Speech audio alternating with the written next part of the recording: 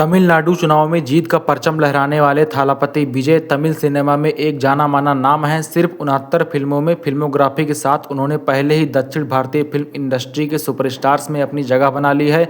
Acting के अलावा उन्हें गाने का भी शौक है। अब वह अभिनेता से नेता बन गए हैं। विजय ने अपनी राजनीतिक पार्टी तमिलगा बेट्री कनगरम टीवीके के बैनर तले विधानसभा चुनाव लड़ा। वह राजनीति में भी अपनी फिल्मी सफलता को दोहराते दिख रहे हैं।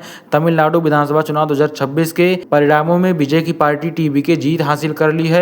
आपको बता दें कि फरवरी 2024 में विजय ने अपनी राजनीतिक पार्टी तमिलगा बेट्री कनगरम की शुरुआत के साथ ही फिल्मों से संन्यास लेने और राजनीति में कदम रखने का घोषणा किया था। अप्रैल 2026 में उनकी फिल्म जननायकन के ऑनलाइन लीक होने के बाद मीडिया रिपोर्ट में यह संकेत मिला कि विजय केवीएन प्रोडक्शन के साथ एक और प्रोजेक्ट पर विचार कर रहे हैं। विजय एक फिल्मी परिवार से आते हैं। उनके पिता S.A. चंद्रशेखर एक निर्देशक हैं, जबकि उनकी मां शोभा चंद्रशेखर एक पार्श्व गायिका हैं।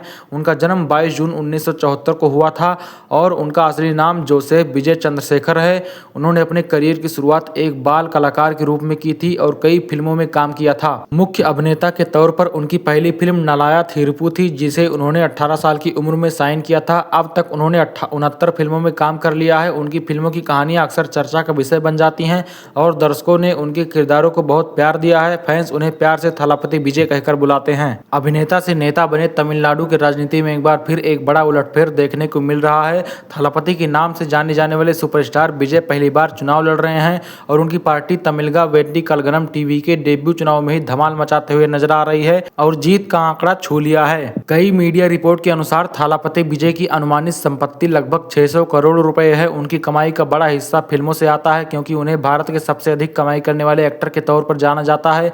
फिल्म फीस के अलावा थालापति विजय ब्रांड एंडोर्समेंट, रियल एस्टेट निवेश और प्रोडक्शन कंपनी के जरिए भी पैसा कमाते हैं। भारत के साथ साथ निवेश में भी उनके फैंस हैं। इस वजह से उनकी फिल्में अमेरिकन, ब्रिटेन, खाड़ी देशों जैसे अच्छा प्रदर्शन करती हैं। यहाँ से जबरदस्त बॉक्स ऑफिस कलेक्शन होता है।